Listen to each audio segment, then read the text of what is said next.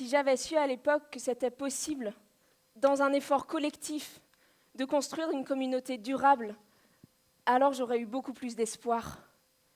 Sarah, que je viens de citer, vit en 2040. C'est la personnage principale de la pièce de théâtre écrite dans le cadre de ma thèse.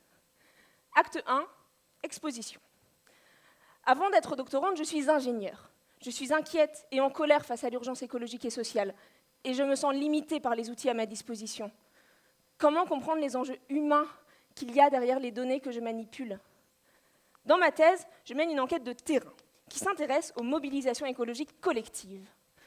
Cette recherche n'est pas neutre, elle est même engagée dans la lignée de courants scientifiques qui appellent à adopter une posture critique. J'étudie l'agglomération de La Rochelle, qui vise la neutralité carbone pour 2040. Cela se traduit par des actions techniques, mais comme me l'explique un agent de la collectivité, on n'a jamais défini ce qu'était une société neutre en carbone, et encore moins celle qu'on imaginait sur le territoire. Alors, comment on l'imagine, cette société neutre en carbone? Acte 2, cheminement. Le sociologue Bruno Latour explique que le mouvement écologique, pour devenir majoritaire, doit mener une bataille culturelle. En gestion, les courants de future making montrent que construire des histoires positives du futur participe à le faire advenir, théorie reprise par le GIEC. Et ces auteurs poussent vers de nouvelles méthodes d'enquête, où l'on se laisse affecter et mener là où le terrain nous mène. Et à ce moment-là, notre enquête prend un nouveau tournant. Elle devient expérimentation artistique.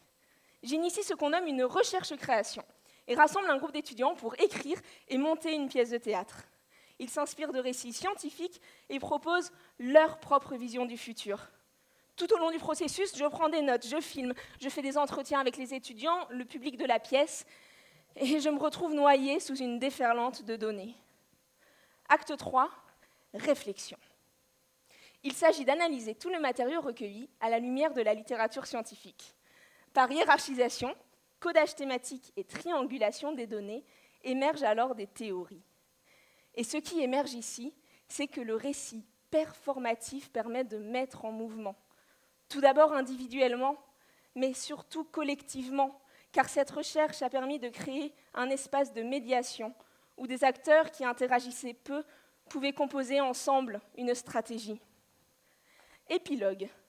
Ces 3 actes reflètent une méthodologie en 3 mouvements, proposée par des chercheurs en sciences sociales. Alors, je ne peux pas vous prédire les impacts qu'aura ma recherche dans les années à venir, mais comme le dit Jeanne, du haut de ses 8 ans, l'année 2040, de ce que j'ai entendu du monde dans lequel vous viviez, les années 2020, là, fallait bien que des gens se bougent.